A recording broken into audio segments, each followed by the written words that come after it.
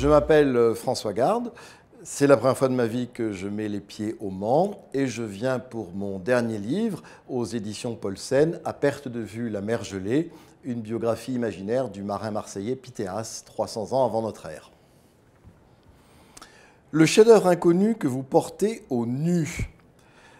Alors il y a un livre extraordinaire qu'on ne lit pas beaucoup, qui moi m'a absolument fasciné, c'est Dominique de Fromentin.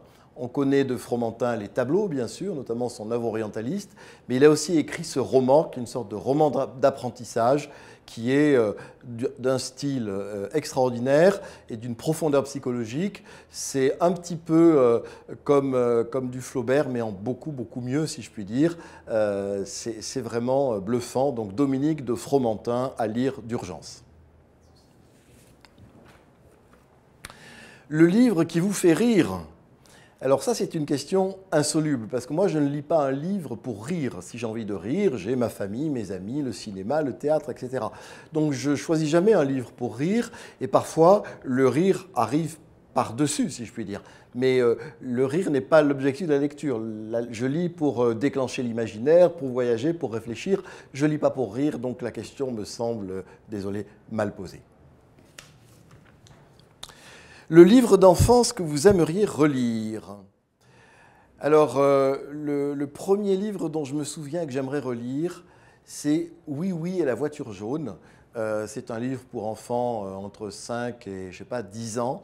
Et je me souviens, je ne sais pas pourquoi, de ce titre et de la couverture, où il y avait cette grosse voiture jaune avec des phares comme des yeux, et Oui, oui avec son bonnet pointu. Je me souviens que ce livre m'avait fasciné. Je reconnais que la voiture jaune, c'est en soi étrange. Et donc, Oui, oui, la voiture jaune, c'est une sorte de mystère vers lequel j'ai envie de me replonger. Le livre qui vous réconcilie avec l'existence.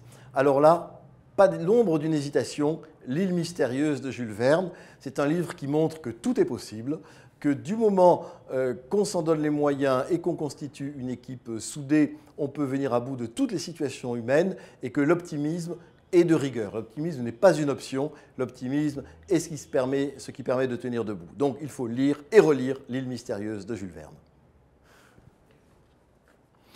Votre endroit préféré pour lire? Compliqué parce que je lis beaucoup dans plein d'endroits différents.